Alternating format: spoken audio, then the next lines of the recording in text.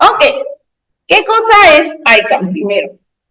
Este es un modelo para la investigación de accidentes que está basado en el trabajo del psicólogo James Rison. Eso ya muchos ya lo conocen, los que hemos aplicado ICANN en algún momento, ¿no? Y este proceso tiene como objetivo, como todo proceso de investigación, no es que sea una novedad que todos los procesos de investigación deben llegar a estos factores, las causas raíces, ¿no? Porque básicamente todo proceso de investigación que no llega a las causas raíces y se queda simplemente en las causas superficiales, pues es un mal procedimiento de investigación, y está mal llevado, ¿no? Porque no me va a ayudar, va simplemente a tapar la causa real y es muy probable que en el transcurso del tiempo nuevamente se siga presentando un accidente o un incidente de alto potencial debido a que no llegué a conocer realmente la causa, esa causa raíz que la llaman las causas subyacentes, las causas raíces,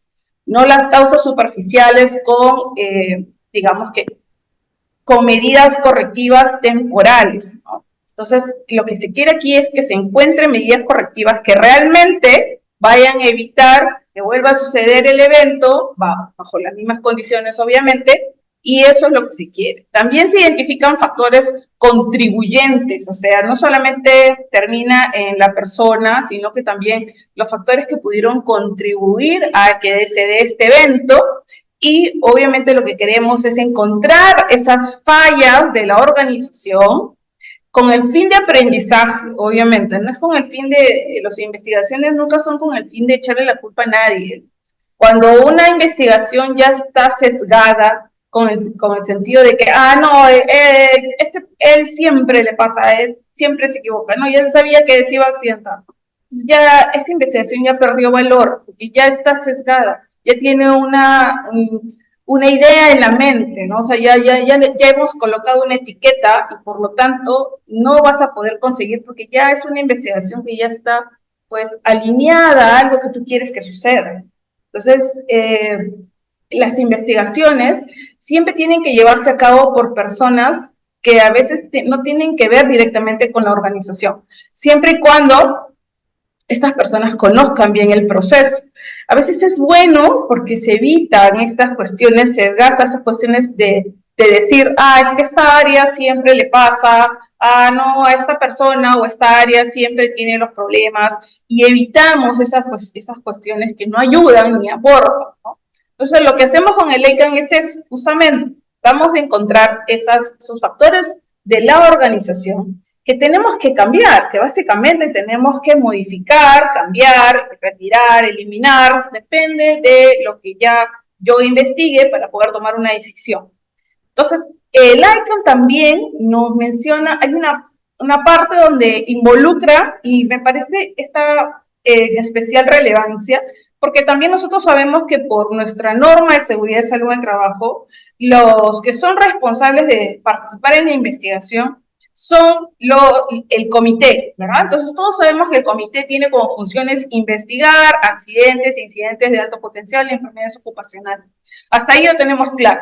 Ahora, no significa que el comité como tal, sin ayuda, va a investigar, porque entiéndase que el comité no tiene una obligación que sean personas que forzosamente conozcan todo el proceso y forzosamente conozcan todo de todo. Entonces, la idea es que estas personas, este comité, se ayude o sea, soporte de un equipo técnico que pueda ayudarlo para que pueda hacer una investigación, independientemente del modelo que utilice.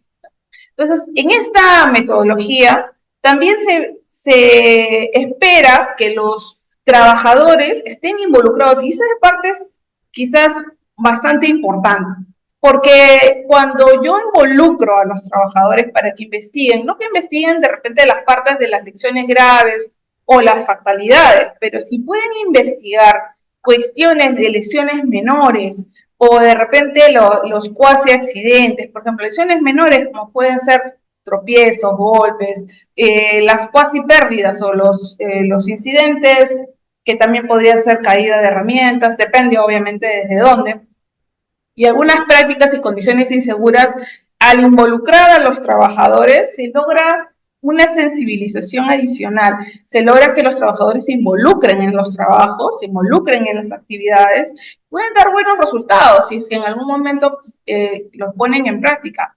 Después de todo, cuando yo tengo investigaciones de lesiones mayores o tengo investigaciones de fatalidades, ahí es donde va a ingresar la jefatura, la dirección, y obviamente también los trabajadores, porque en estas partes el equipo que se utiliza es un equipo que tiene que tener, es un equipo multidisciplinario, no podemos dejar de lado al médico, por ejemplo, no podemos dejar de lado al psicólogo. Hay cuestiones que se tienen que entender a esa profundidad, que no forzosamente lo tiene el comité. Hay que tener esa parte bien clara. Entonces, los trabajadores, por sus representantes, se están involucrados dentro de la investigación de accidentes, ¿no? Y también tienen que estar involucrados en la investigación en caso hayan estado como parte de, o sea, en el apoyo, en la parte de mostrar evidencias o de repente dar sus testimonios, ¿no? Si ellos no saben que lo que tienen que hacer no va a afectarlos, ¿no? A veces tienden a guardar cosas, olvidar cosas o simplemente no participar. Entonces, la idea es que eso sí es importante que lo conozcan, eso sí es importante que lo entiendan los trabajadores, que lo entiendan como algo que va a ir en su mejora, o sea, que va a ir de la mano con cambios que van a finalmente mejorar su área de trabajo, su proceso de trabajo o los mismos equipos que utilizan, etc. Entonces, cuando lo entienden, van a encontrar mayor soporte. Que si no entienden para qué están participando, pueden hasta sentirse coaccionados. En la metodología ICANN incluso hay formas de cómo entrevistar a los trabajadores, cuáles son las preguntas abiertas, las cerradas y las que no se deben hacer, básicamente para poder encontrar todo eso que nosotros necesitamos para poder tener la mayor cantidad de documentación, de información, para poder tener un análisis más claro. ¿Correcto? Ok. Entonces, vamos a entender que lo que quiere la metodología, finalmente, es involucrar a toda la organización. Y es importante que toda la organización esté involucrada, ¿no? Porque hay varias cosas que es importante entender. Por ejemplo, ¿no? ¿Cuáles son estos principios fundamentales del ICANN? Como por ejemplo el análisis de causa raíz, que lo que justamente quiere el análisis de causa raíz es abarcar o identificar estas causas fundamentales y no solo las inmediatas, lo que conocemos las causas superficiales, sino profundizar en esos factores subyacentes que llevaron a cabo o que dieron por un accidente, ¿no? En el caso de que esta metodología también involucra un enfoque sistemático que considere el incidente como parte del sistema, pero a nivel más amplio, no solamente como parte del sistema a nivel del riesgo de lo que puede pasar, sino también a nivel de riesgo del sistema. Y examina factores humanos, organizacionales y técnicos. Entonces, no solamente se limita a decir, bueno, ¿a quién se accidentó fulano? ¿Por qué? ¿Por qué hizo esto? Nada más. No, eso es lo más sencillo de hacer y eso justamente no es lo que persigue ICANN. ICANN no persigue eso. Hay una colaboración justamente, por eso de diversas disciplinas se consideran aquí. Por eso es que cuando se realiza ICANN, normalmente se realiza bajo un enfoque de un accidente que involucra áreas completas o eventos que pudieron llevar a cuestiones mucho más críticas para la organización, por ejemplo, ¿no? Entonces, asegurar también esta comprensión de los eventos ayuda a las organizaciones a tomar decisiones más acertadas. ¿Correcto? Y bueno, nosotros hemos dividido esta introducción para que se entienda bien clarito en estos 6 pasos, ¿ok? Primero está, como toda buena investigación de accidentes, lo primero es la recopilación y la preparación de las pruebas. Eso es algo fundamental, ¿no? Entonces, cuando sucede un accidente, la preservación de la evidencia es un factor muy, muy crítico. Es un factor muy, muy importante, porque basta que se haya limpiado, basta que se hayan cambiado posiciones, basta que se haya eliminado algún documento o que ese documento no esté, digamos, a la mano o que no sea de fácil acceso, etcétera, para que yo pueda tener una investigación sesgada, una investigación que no me va a llevar a entender realmente lo que pasó.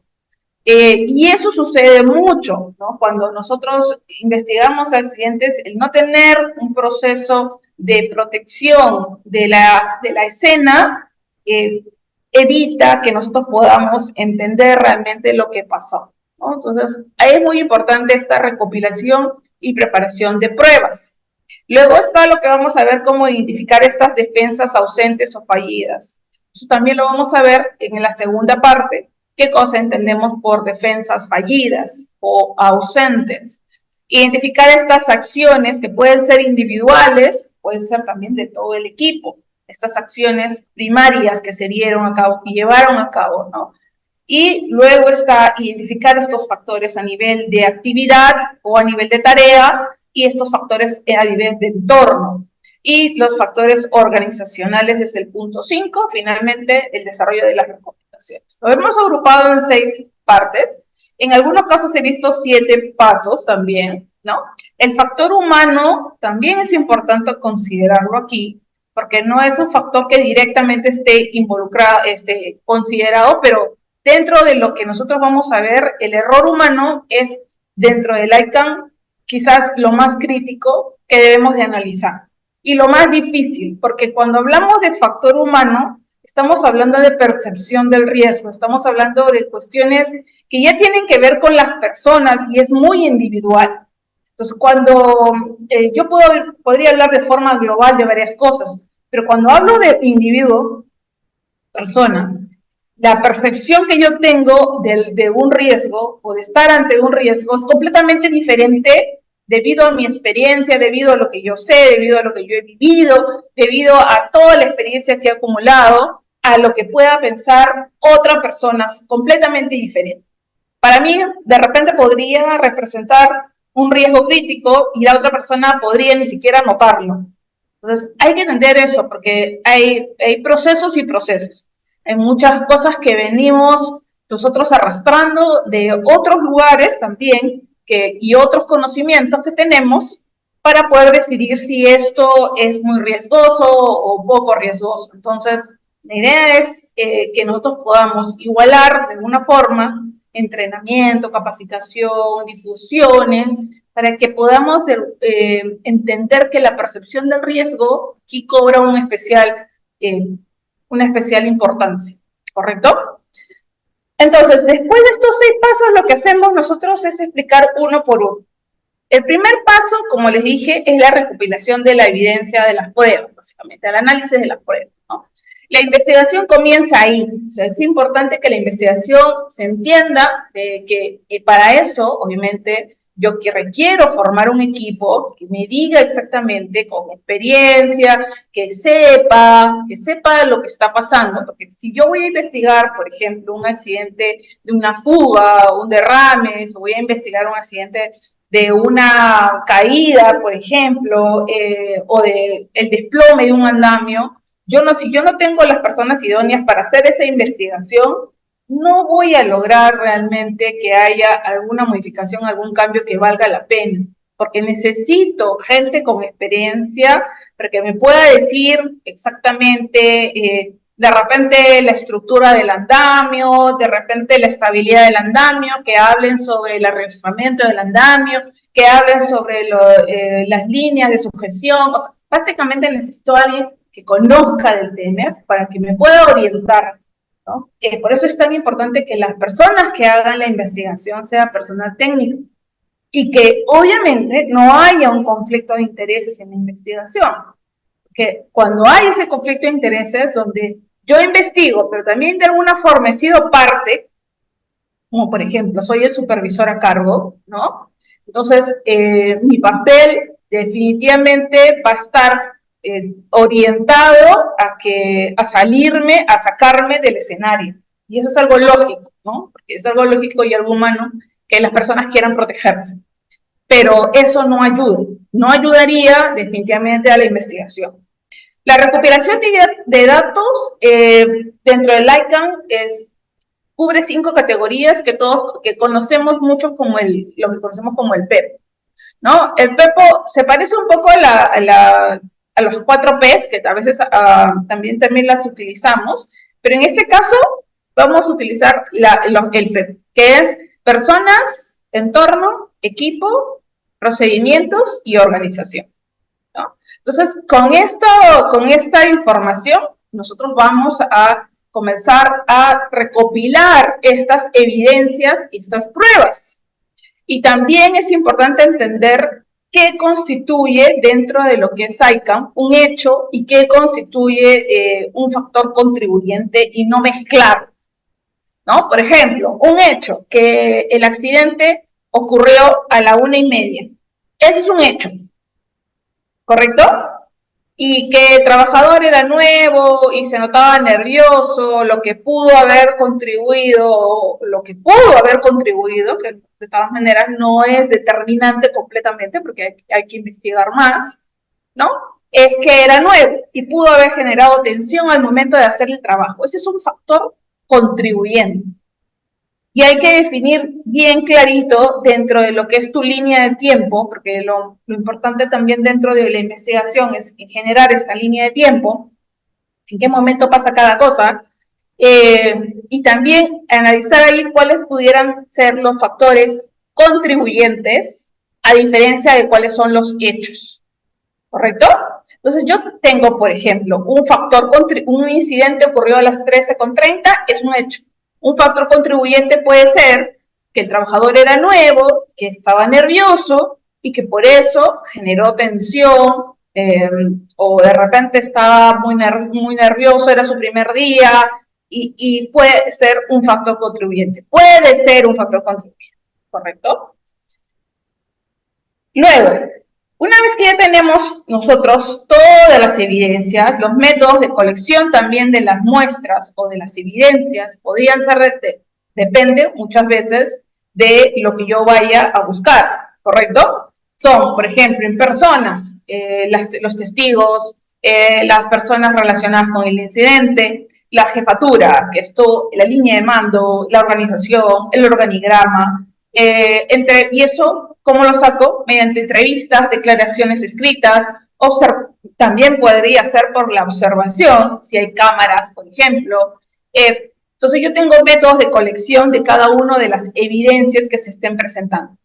Cuando quiero categoría de datos a nivel de entorno, por ejemplo, el clima, el lugar de trabajo, la escena, para eso tengo que tomar mapa o generar algún mapa, algún gráfico, tomar las fotos si es posible, hacer un análisis, hacer también un proceso de observación, que está arriba, que está abajo, que está al costado, quién estuvo al otro lado. Todas esas cosas son importantes, sacar el tema de los permisos, quién estuvo trabajando al costado, quién estuvo trabajando arriba, etcétera, etcétera. ¿Okay? En equipo es qué participó en la investigación, qué equipos participaron en la investigación.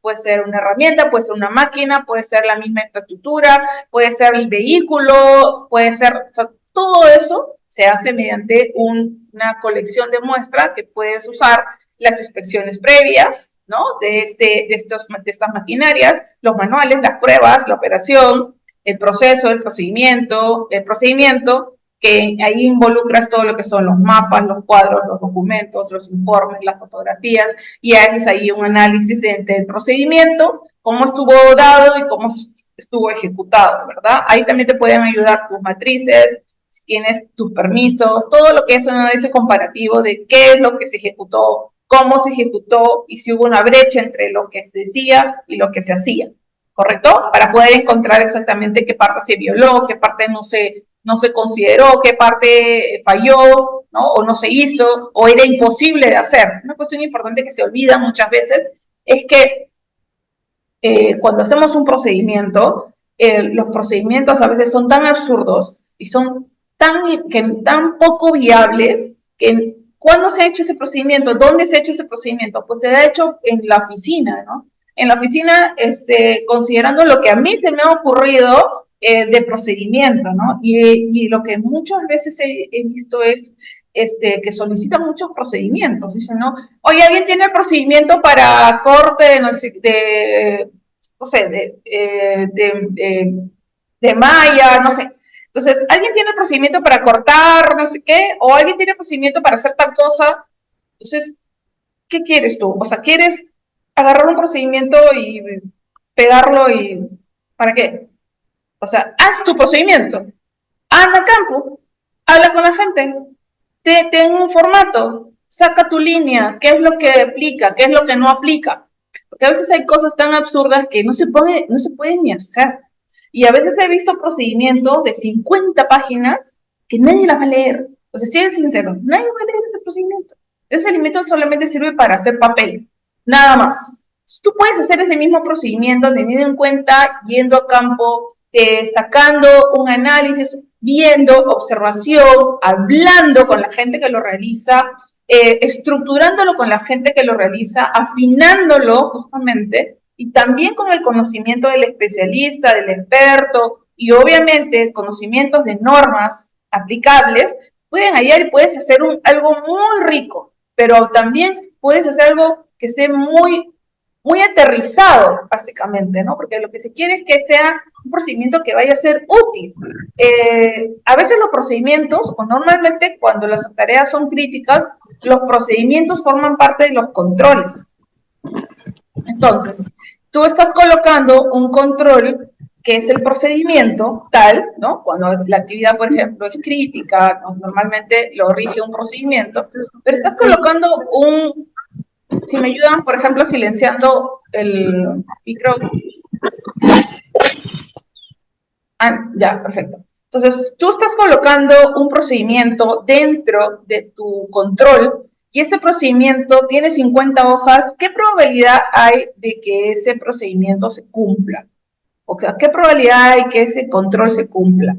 No hay mucha probabilidad de que se cumpla porque no todos lo van a entender. Y encima de todo, probablemente nadie lo vaya a leer.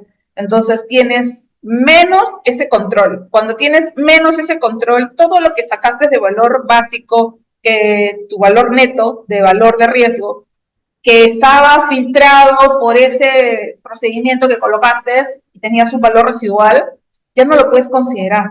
No lo puedes considerar porque ese procedimiento no lo están diciendo, no lo están cumpliendo, y la razón es muy sencilla, no lo estoy haciendo ni lo estoy cumpliendo porque no es viable. ¿Y cuántas veces he ido a campo y me han dicho, señorita, ¿quién va a hacer esto así? Yo no puedo hacer, si lo hiciera así como dice usted, pues entonces no acabo nunca mi trabajo y nunca voy a terminar, porque no hay forma de hacerlo de eso. Entonces, hay que hacer los procedimientos que sean viables y también hay que ver cuáles son estas órdenes implícitas que a veces se dan, ¿no? Porque definitivamente hay órdenes explícitas y hay órdenes implícitas. Cuando el trabajador recibe una orden implícita, es porque sigue al resto para hacer algo de esa forma. O sea, normalmente eso también es algo que no estamos viendo. No estamos viendo que hay cuestiones que siguen los trabajadores de forma explícita. Te digo que lo hagas de esta forma, ¿no? Pero también hay un tema de órdenes implícitas, que es mirar a cómo lo hace el trabajador de más experiencia o el trabajador que tiene tiempo, porque yo soy nuevo, entonces entro y lo hago de esta forma. Cuando no investigo esas órdenes explícitas e implícitas, entonces me estoy teniendo también una información incompleta. Por eso es importante. ¿Cuántas veces hemos escuchado de trabajadores que dicen, pero yo lo hice como me enseñaron a hacerlo? O yo lo hice como lo hacía el capataz. O yo lo hice como lo hacía el maestro. Así lo hice yo. Yo vi que el maestro metía el palo en la faja y yo hice exactamente lo mismo. Metí el palo en la faja porque todo el tiempo yo he visto que utilizan el palo y lo meten en la faja para desatorarlo. Entonces yo lo vi así y así yo lo he aprendido. Lo mismo pasa cuando, por ejemplo, utilizo una doble herramienta para hacer un torque. Entonces yo he visto que usan una doble herramienta para hacer el torque y siempre lo he visto así. hasta que a alguien le vuela la herramienta y le corta la cara. Entonces, ok, no, es que no estaba el procedimiento para hacer doble herramienta, estaba utilizado el torquímetro, pero no lo utilizan. Entonces, ahí hay que también ver que hay muchas cosas que nosotros tenemos que conocer, y es a partir del campo que nosotros la conocemos, a partir de ir a campo. No lo vamos a conocer de ninguna otra forma. En la oficina no va a pasar nada, en la oficina no vamos a poder conocer nada. La idea es ir a campo y también ver exactamente sobre esta información que es tan importante, realmente cómo están haciendo el trabajo en el campo. ¿Ok? Entonces, acá, por ejemplo, yo les he dejado este PEPO, que es de una investigación de un accidente, solamente para poder, esto lo vamos a ver al final, porque al final es parte de un ejemplo, y en esta parte hay personas, hay entorno, hay equipo, procedimientos y la organización, ¿no? Entonces, cada una de las evidencias tiene un aspecto que nosotros tenemos que abarcar. En personas, por ejemplo, cómo estaban las personas realizando los trabajos, ¿no? Los trabajadores, qué estaban usando, de repente qué condiciones tenía en ese momento, cuando hablamos de entorno, cuál es el equipo que estaban utilizando, la herramienta que estaban utilizando durante esta actividad, qué procedimientos existen o qué procedimientos no existen también. Es importante, no, pero es que nos mandaron a hacer esta limpieza, pero no existía ningún procedimiento, entonces por ende yo no lo pude seguir. La organización que si tiene realmente la forma de desarrollar esta actividad, si hay todas las herramientas, la organización proporciona todas las herramientas, equipos, maquinaria o lo que se requiera para realizar la actividad. Entonces, hay varias evidencias que nosotros sacamos a nivel de esto, que conocemos como el PEPO. Ya muchos ya lo hemos visto antes, ¿no? Luego está la organización de la actividad, o básicamente de la organización de los datos que yo tengo. El siguiente paso es muy importante porque si algo me faltara, definitivamente podría evitar que tenga la información. Y es muy importante contar con toda la información. ¿Qué pasó ese día? ¿Qué pasó ese día? Organización de datos. Para eso tengo que registrar, mediante una línea de tiempo, qué acciones se tomaron para poder saber exactamente desde qué llegó, qué es lo que pasó, porque cualquier factor, obviamente los hechos son a partir de, esto pasó entró a las 7 de la mañana, luego llegó a campo a las 8, el permiso fue aperturado a las 9:30, tal cosa, esos son hechos. Pero también necesito saber a raíz de eso cuáles pudieron haber sido los factores contribuyentes que pudieron afectar a esta actividad o que tienen relación con la actividad, ¿no? Entonces se elabora como una especie de línea de tiempo cronológica, que es lo que estamos viendo a continuación. Por ejemplo, para esta actividad que estaban utilizando una parrilla de un andamio contra un muro, querían hacer la limpieza de un canal, entonces el muro que queda presionada la mano. ¿Por qué? Porque no estaba desarrollado esta actividad de esa forma, no había un procedimiento. Sin embargo, cuando le dices a alguien, anda, límpiate o anda, libera ese canal, bueno, ¿cómo lo voy a hacer? Si no tengo ningún procedimiento, pues aplico mi criterio, aplico mi idea, y ese es el problema. Cuando aplico lo que yo considero que está bien, y si no tengo un procedimiento que me avale, simplemente me mandan a hacer algo, pues entonces no esperes que las personas sepan exactamente qué usar, qué no usar, o cómo hacerlo y qué no hacer, porque estás dejándolo libre. O sea, estás diciendo, oye, hay nada de hacer esto de acá, pero no tengo nada que me avale, no tengo contra qué compararlo para ver si hay una brecha en la cual no cumplí. Y lo que es peor, no hay ni siquiera un análisis de riesgo para poder hacer la actividad.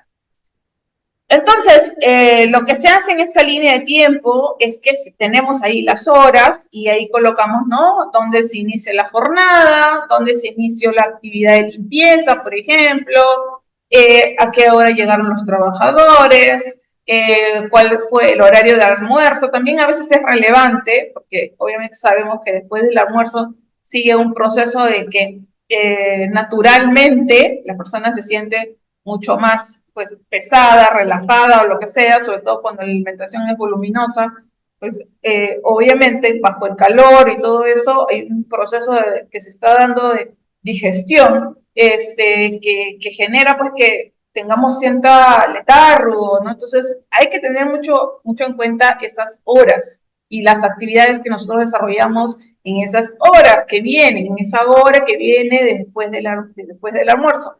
Que entendamos que como los trabajadores también reciben una alimentación a veces bastante copiosa, pues hay que también tener en cuenta eso, ¿no? Entonces, esa línea de tiempo es la que nosotros utilizamos. Utilizamos una línea de tiempo similar a esta, no es la única, ustedes pueden utilizar la línea de tiempo, consideran qué es lo que pasó y cuáles pudieron haber sido también los factores contribuyentes en este caso. ¿Ok? Dice René, pero hay personal que sí solicita el PET de ese trabajo si no hay, llena un ATS.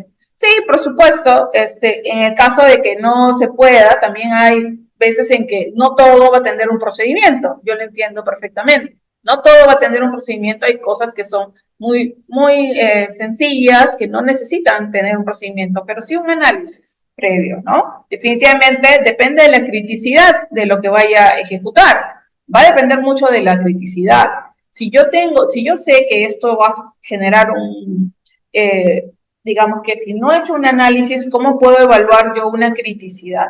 Lo primero es hacer un análisis. A veces cuando se obvian estos pasos, dicen, ay, no, pero era tan sencillo y al final termina en un accidentado, ¿no? Entonces, no es lo que se quiere. No se quiere que las actividades todas tengan procedimientos, sí, pero análisis sí. Análisis sí, necesito saber exactamente si esto va a representar un riesgo y para poder entender el valor de riesgo, pues definitivamente tengo que entender qué es lo que podría pasar. O sea, qué es lo que podría pasar si yo continúo con esta actividad o la realizo. ¿Qué es lo peor que podría pasar cuando hablamos de severidad? ¿Y qué tan probable es que pase? Entonces, esas cosas son importantes entenderlas antes de ejecutar. ¿Ok? Tengo una manito levantada de Javier. Javier. Sí, buenos días. Hola, Javier. ¿Qué tal? Buenos días. Una consulta. En la línea del tiempo, sí, cierto, hacemos sobre la manifestación y sobre los trabajos que he realizado de hora a hora, se puede decir.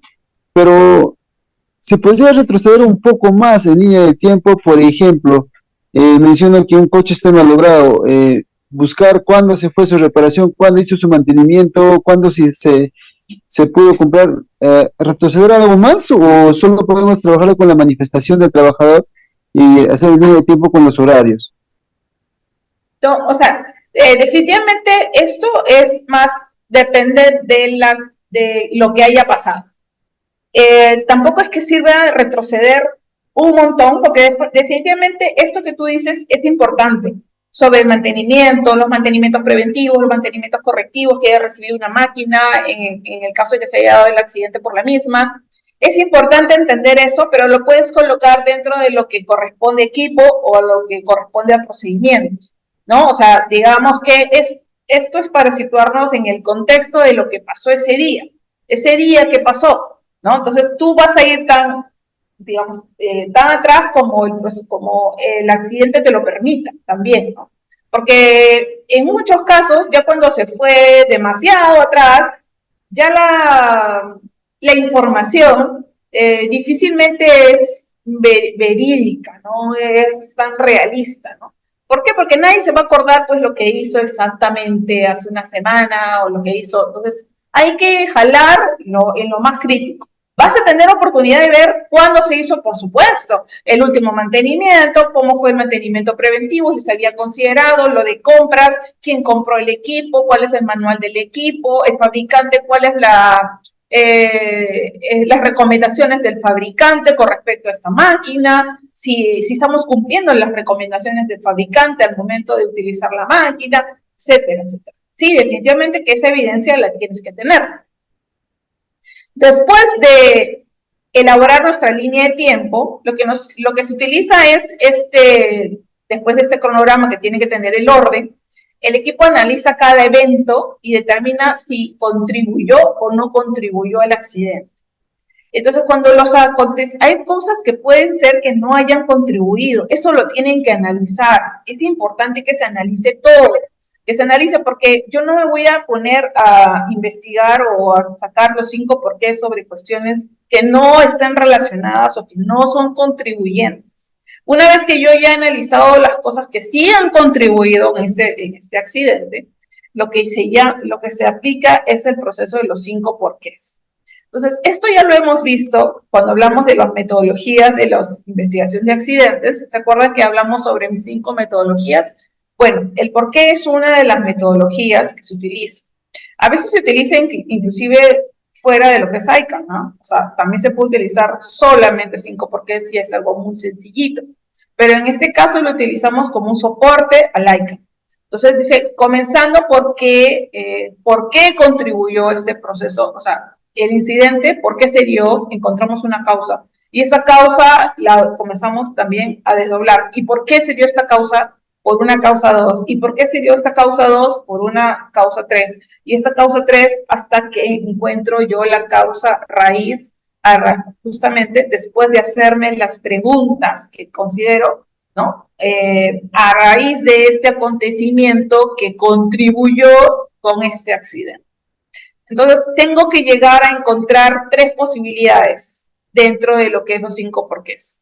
Uno, que fue un punto de control no atendido, o fue un punto, digamos, fuera de control, o un punto de control, o el punto requiere más información, porque a veces, inclusive, los 5 porqués no logran llegar hasta la causa raíz, y hay que seguir viendo de cómo desdoblar este factor contribuyente, o este incidente, para poder mejorarlo, porque cuando no consigo, entonces significa de que este factor contribuyente no ha sido bien analizado, o a veces de repente necesito doblarlo más, ¿no? Porque el 5 porque es muy sencillo, ¿no? Es algo así como, por ejemplo, yo quiero partir de un postulado que dice que se detuvo la línea de producción.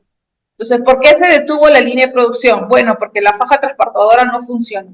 ¿Y por qué la faja transportadora no funciona? Porque el motor no funciona. ¿Y por qué el motor no funciona? Porque se rompió la correa del motor. ¿Y por qué se rompió la correa del motor? Porque el motor está fuera de su tiempo de mantenimiento y no fue reemplazada la correa. ¿Y por qué no fue reemplazada la correa? Porque no se está realizando el mantenimiento de acuerdo a las recomendaciones del fabricante, sino que de repente no se está realizando, o de repente se está realizando una vez cada 2 años, que el fabricante dice que esto se tiene que hacer cada 6 meses. Entonces, encontramos un factor determinante, un factor raíz que justamente ocasionó esta detención de la línea. Y es lo que quiere los 5 porqués, este análisis. Correcto, y lo hacemos por cada uno de los problemas que existen.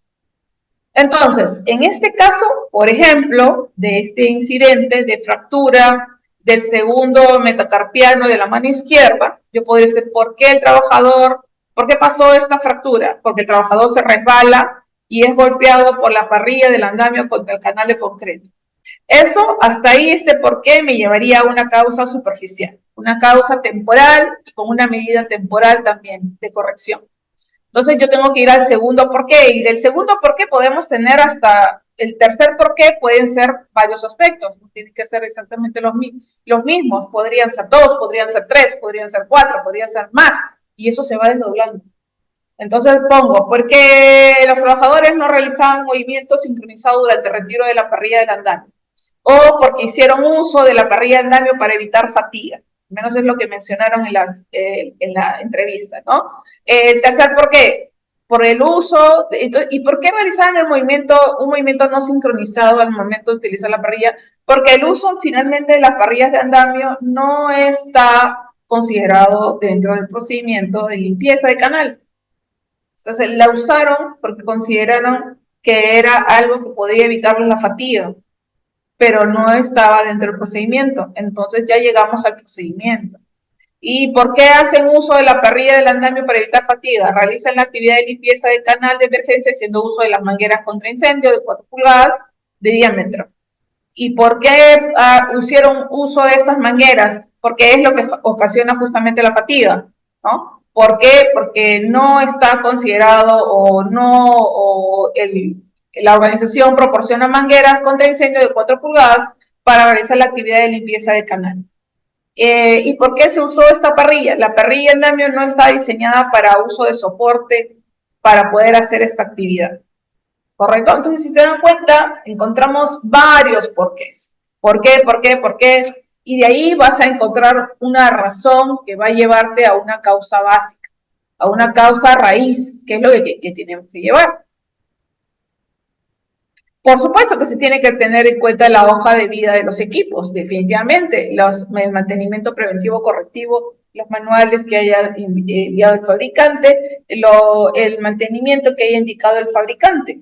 Y aquí viene el proceso ya del ICAM, ¿no? Entonces, el proceso del ICAM se le conoce como el proceso de queso suizo también. Entonces, lo que dice es que cualquier incidente justamente se ha debido dar por alguna defensa ausente o una defensa fallida.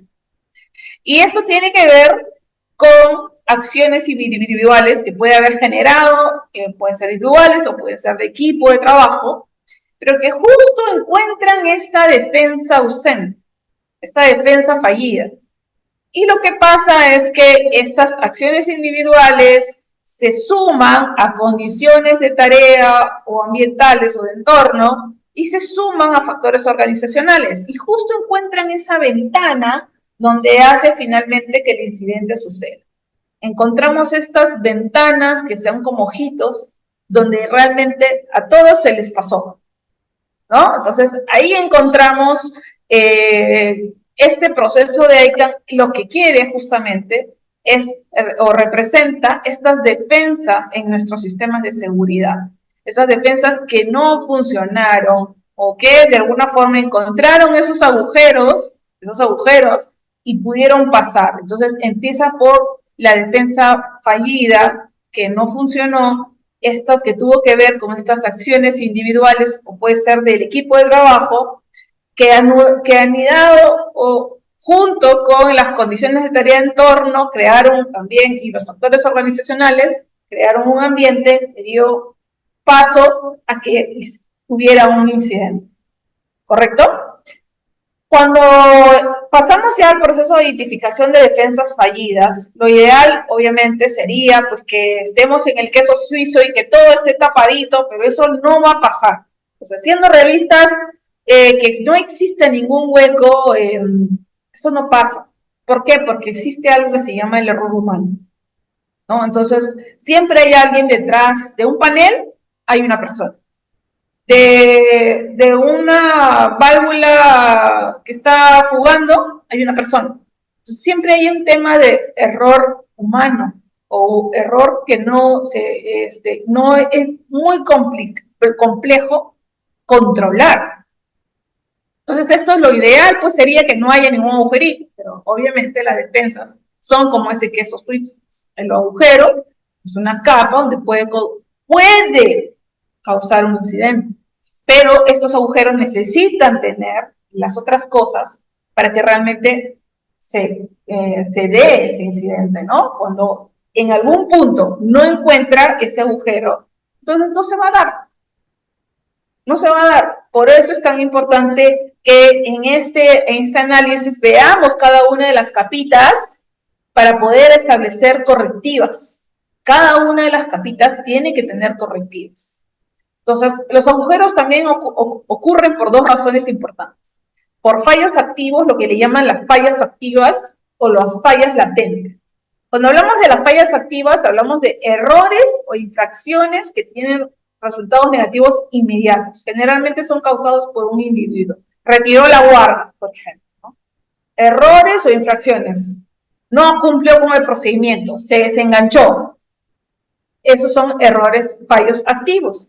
Y los fallas latentes son causadas ya por circunstancias, como por ejemplo que haya un entrenamiento inadecuado o que se haya comprado, por ejemplo, un empaque que no sea el correcto para esa máquina y que esté generando pues este goteo. Entonces, hay varias cosas que son fallas latentes. El tema con las fallas latentes es que siempre están ahí latentes, y solo suceden cuando ya se dio la falla activa. Entonces, podrían estar ahí años y años y nadie se va a dar cuenta. Hasta que pasa algo, entonces, sí, bueno, lo que pasa es que Compras está ahorrando dinero, comprando empaques que no corresponden porque, bueno, no ha pasado nada, entonces no importa. Entonces, esos son fallas que de repente, mientras no pase nada, mientras no haya las otras condiciones, pues no se van a enterar, nadie se va a enterar. ¿Cómo puedes saber tú que tu capacitación es insuficiente? O que de repente la persona se accidenta por una caída, por ejemplo, y resulta que la capacitación que había llevado de trabajos en altura era una capacitación de 2 horas. Entonces ahí tú podrías decir, sí, bueno, la capacitación era insuficiente, pero si nunca se hubiera caído o si nunca se hubiera resbalado, etcétera, entonces tú podrías decir que la capacitación ha sido insuficiente. Probablemente estés tranquilo y dirías, no pasa nada, ¿no? Pero falta el momento en que sucede el incidente y como es cuando comenzamos recién a reaccionar. Lamentablemente, comenzamos a reaccionar solamente cuando sucede en el accidente. Ok, entonces lo que yo tengo es este proceso, ¿no? Que es el accidente, la ausencia de defensas fallidas o las defensas fallidas, o la ausencia también de defensas que pueden ser, que me va a generar esta ventana de oportunidad, pero no significa que al haber la ventana forzosamente va a haber un incidente. Tiene que haber algo, una acción individual o del equipo, que estos actos inseguros, que le llaman fallas activas, son justamente esa ventana que se abre y esta, adicionamos las condiciones de tarea o de entorno y también adicionamos las condiciones organizacionales, que son esas condiciones latentes, y ahí es donde sucede el acceso. Entonces, lo que se tiene que entender es que tenemos que pasar varios procesos y todos estos deben de ser controlados, todos estos ameritan medidas correctivas de diferente nivel, a diferente nivel, obviamente. Cuando hablamos de condiciones organizacionales, obviamente estamos hablando de un nivel superior, ¿no? Condiciones de tarea, de entorno, requieren normalmente esta mayor inversión al momento de generar correctivas. Y las fallas activas de las acciones individuales, pues son estas las que están centradas ya al equipo o al individuo que justamente cometió estos actos inseguros, ¿correcto? O sus estándares, ¿no? Lo más correcto sería sus estándares de cuando hablamos de esto, ¿verdad? ¿Ok? Entonces, una vez que ya tengo yo todo esto, lo que yo hago es organizar mis datos para crear una línea de tiempo. Ya he investigado los eventos por los 5 porqués. Y lo que yo hago en el siguiente paso es encontrar cuáles fueron justamente esas defensas ausentes o fallidas, cuáles han sido estas acciones individuales, cuáles han sido estas tareas o condiciones de entorno y cuáles han sido estos factores organizacionales. Y lo que yo tengo que hacer es ese análisis. ¿Qué fue lo que pasó? Entonces yo tengo categorías en acciones individuales, perdón, por defensas fallidas. Podrían ser sistemas de detección, podría ser sistemas de producción, podría ser sistema de advertencia, guardas o barreras que no hayan existido, puede ser procesos que tengan que ver con recuperación, escape, rescate, operación de dispositivos de seguridad. Todo eso yo tengo que analizar, tengo que ver cuáles han sido mis defensas, porque también inclusive se considera aquí los EPPs como defensas. Todos estos yo los analizo como defensas ausentes y fallidas. Y luego paso a las acciones individuales, que tienen que ver ya con la supervisión, con la autorización de la operación, con la velocidad de la operación, con el uso del equipo, con el cumplimiento del procedimiento, con el manejo de cambio, con el manejo de equipo material, con la mala conducta, con el reglamento, básicamente, los métodos de trabajo, la práctica de higiene ocupacional, el manejo del riesgo, la percepción del riesgo. Y luego paso a ver cuáles son estos factores que están relacionados al factor de organización, como puede ser falta de liderazgo, requisitos legales, peligros y riesgos, planificación, objetivos, metas, concientización, comunicación, diseño, operaciones de mantenimiento. Y por eso es que les digo que los factores organizacionales y los factores del lugar de trabajo cuando hacemos una modificación son obviamente las medidas correctivas que van a requerir mayor inversión, porque ahí necesito hacer una modificación. En factores de trabajo yo veo análisis, los ATS, por ejemplo, los permisos de trabajo, la condición de la operación, las herramientas y equipos, el orden y limpieza, la tarea rutinaria, no rutinaria, el peligro, la iluminación, la temperatura, el ruido, el gas, el polvo, etcétera. Y en el factor humano también, que es algo que también consideramos, es la complacencia, la fatiga, la presión, el tiempo, la capacidad física y mental, el estrés físico, los problemas personales, competencia, experiencia, cambio de la rutina, etc. ¿No? Entonces, yo tengo que analizar estos factores para luego encontrar qué es exactamente lo que pasó o qué factores están considerándose aquí. ¿Cuáles fueron estas defensas ausentes y fallidas? ¿Cuáles fueron estas acciones individuales y de equipo? ¿Cuáles fueron estas tareas en condiciones de entorno? Y finalmente los factores organizacionales. Una vez que yo ya encontré todo esto, yo lo coloco, por ejemplo, en este evento, que vamos a utilizar como un ejemplo para que vean cómo es que se desglosa, y tengo unos minutos nada más para hacerlo, pero lo voy a hacer rápido. Es un evento que les mencioné del uso de esta malla de andamio para poder hacer el trabajo, y ahí considera, por ejemplo, que los trabajadores reciben la orden para realizar la actividad de limpieza del canal de emergencia. Y luego dice, los trabajadores se retiran, ahí está poniendo lo de la parte cronológica, ¿no? Que los trabajadores almuerzan al mediodía y a la 1 retorna para realizar las actividades. ¿Qué significa? Que esta actividad de limpieza se genera mediante el manguereo de una línea contra incendio para poder pues, limpiar el canal, ¿no? Y ahí aparece todo en la parte cronológica. Los trabajadores hacen uso de la parrilla de andamio que se encontraba al costado del canal de emergencia como un soporte para colocarlo en forma transversal y de esa manera les facilite la comodidad en su labor y evitar la fatiga de utilizar esta línea, ¿no? Para poder pues, limpiar el canal. Entonces, ¿cuántos trabajadores habrán estado en este trabajo? Vamos a verlo. Los trabajadores deciden retirar la parrilla del andamio que se encontraban usando de forma transversal al canal de emergencia como soporte durante la limpieza de la emergencia, de este canal de emergencia. Para realizar el retiro de la parrilla, lo sujetan uno de un extremo de cada lado, y cuando se encuentra realizando este retiro de la parrilla del andamio, uno de los colaboradores resbala y es golpeado por la parrilla contra el concreto del propio canal. Y ahí es donde sucede la fractura. Se comunica inmediatamente al área de seguridad, se reporta operaciones, se traslada al trabajador atópico y se realiza la reunión de investigación. Entonces, ahí podemos ver la descripción gráfica de qué es lo que pasó. Ahí está la parrilla del andamio, qué es lo que ellos intentaban hacer. La parrilla del andamio dentro del canal, para poder, según ellos, pues evitar que se cansen, ¿no? Porque obviamente había que limpiar ese canal. Entonces, el uso entre las dos personas habrán pensado, pues, que esto podría evitar que estén todo el tiempo, pues, soportando las mangueras, ¿no? Entonces, tuvieron quizás la idea de quitar esta parrilla, utilizarla como soporte, pero lo que pasa es que el trabajador se golpea contra la parrilla, contra el muro de concreto y sufre la fractura de mano. Entonces ahí comenzamos a investigar cuáles han sido las cuestiones que han pasado. Se investiga, por ejemplo, hay que averiguar todo sobre la parrilla. Esto ya tiene que ver con el pepo, ¿verdad?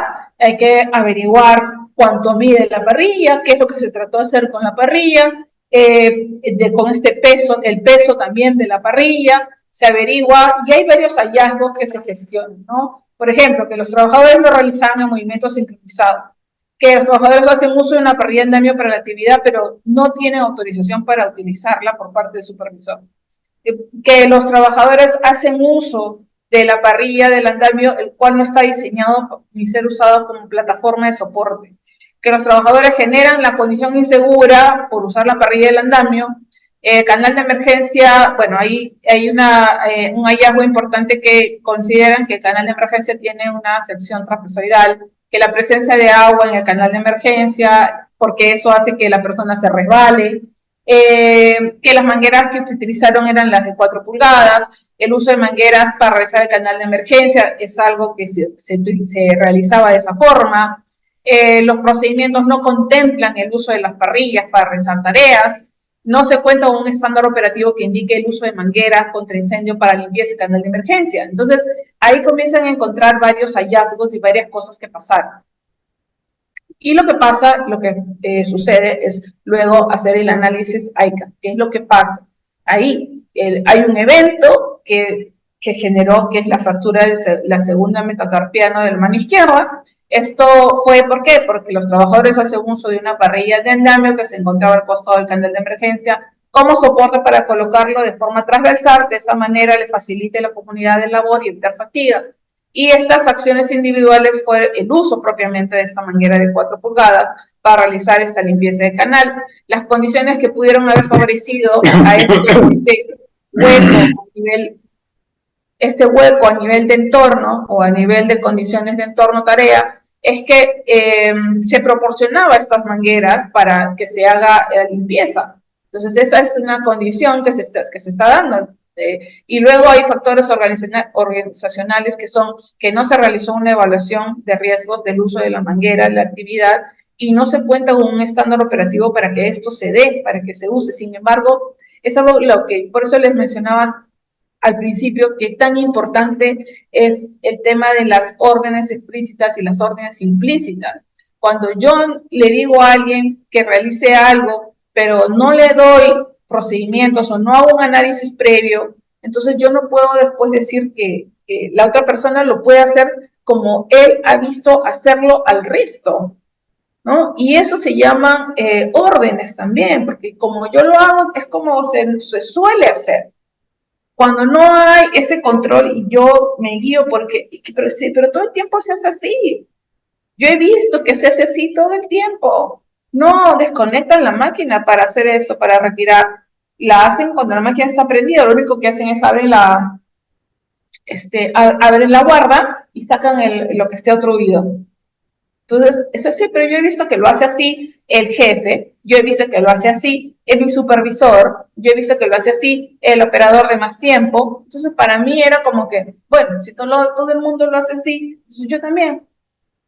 Entonces, es ahí donde pueden suceder justamente los accidentes. Algunas conclusiones importantes a partir de este evento fueron, por ejemplo, que el accidente se genera porque los trabajadores hacen uso de la parrilla, eso está clarísimo. Hay un uso inadecuado de la parrilla de andamio como soporte, que no se realizó una evaluación de riesgos del uso de la manguera para esta actividad, que existe un área que proporciona estas mangueras para que realicen esa limpieza. Entonces es como decirle, bueno, si yo necesito hacer la limpieza, ya usa la manguera, entonces significa de que implícitamente me están diciendo de que eso es válido. No se cuenta con un estándar operativo para el uso de mangueras, ¿correcto? Entonces, cuando yo hago esto, yo tengo que desarrollar luego estas recomendaciones, porque lo que queremos terminar es en las recomendaciones, qué es lo que tengo que hacer. Y una vez clasificada toda la información, el equipo debe desarrollar estas recomendaciones claras para abordar las deficiencias. Se desarrollan recomendaciones para todas las defensas ausentes o fallidas y los factores de la organización que yo he identificado. Entonces, esas acciones correctivas tienen que tener ciertos aspectos que son importantes, que tienen que ser lo suficientemente específicas. Cuando yo hago una recomendación de que que haya mejoras en la capacitación, pues no es una recomendación específica, para nada es una recomendación específica. Yo tengo que decir exactamente en qué falló la parte formativa en el caso de que esto fuera así. O si hay que mejorar el procedimiento, sí, pero ¿en qué hay que mejorar el procedimiento? ¿No? Entonces, eso es importante, suficientemente específica. Luego, tiene que tener una medida, significa de que para poder decir que yo estaba mejorando, tengo que haber dicho, bueno, yo estaba en A menos y ahora estoy en A más. O sea, ¿cómo hago esa medida? Bueno, antes teníamos 5 y ahora tenemos 2. O sea, necesito saber si estoy mejorando o empeorando. Y lo único que me ayuda para poder tomar esa decisión es una medida cuantificada, ¿correcto? Y luego las medidas y recomendaciones no sirven si no he colocado quién es el responsable de la ejecución, quién es el responsable del seguimiento y quién es el responsable del siguiente nivel. O sea, todo tiene que estar aquí. ¿Quién es el responsable de la ejecución y de hacerle el seguimiento? No forzosamente tiene que ser la misma persona, porque cuando alguien es responsable de hacer eso y también del seguimiento, pues entonces ahí hay algo que finalmente quizás no se dé. Razonable. También tiene que estas medidas ser razonables, estas recomendaciones tienen que ser razonables, y yo lo oriento mucho a que tiene que ser viables, ¿no? O sea, si yo tengo algo, una vez vi una medida correctiva que decía, hay que utilizar carretillas ergonómicas. ¿Dónde hay carretillas ergonómicas? ¿Dónde venden esas carretillas ergonómicas? Me gustaría saber dónde venden las carretillas ergonómicas. No sé dónde venden las carretillas ergonómicas. Entonces, hagamos recomendaciones que sean razonables, que sean viables. ¿No sería mejor, no sé, separar lo que vayamos a cargar en pedazos más pequeños, si es posible, utilizar una ayuda mecánica o de repente hacerlo entre varias personas? Otra cosa, básicamente, ¿no? Luego está el tiempo oportuno, que se tiene que realizar en tiempo, ¿no? O sea, no me va a ayudar mucho si la medida correctiva la voy a hacer el otro año, ¿no? Porque o sea, para hacer esto, voy a necesitar hacerlo dentro de 2 años, ¿no? Entonces eso también no es muy correcto, no es correcto hacer una medida de recomendación de aquí a mucho tiempo, ¿correcto? Efectiva, tengo que medir la efectividad. Es importante esto de la medición de la efectividad, para eso también necesito tener indicador. Y revisar, hacerle el seguimiento respectivo para poder saber si está siendo ejecutada, si está siendo, pues, si es viable, tengo que hacer la revisión y obviamente esto se requiere, pues, especial atención de las personas que están realizando este proceso, ¿correcto? Ok, me pasé, pero solo 15 minutos, así que no se pueden quejar. Ok, bueno, espero que les haya ayudado esta visión muy básica de lo que es ICANN. Definitivamente, pues ICANN es todo, pues una metodología que tiene muchos aspectos importantes, pero lo que hemos visto ahorita es una introducción. Los invito a que puedan desarrollar la metodología, a que puedan revisar la metodología. Es muy buena, abarca muchas cosas y hay muchos ejemplos, ¿no? Nosotros tenemos un curso de la metodología ICANN que está direccionado obviamente a comités, a supervisores, a jefes de área, pero también se podrían involucrar también a los trabajadores si la metodología es esa que utilizan en sus organizaciones. ¿Correcto? Muchísimas gracias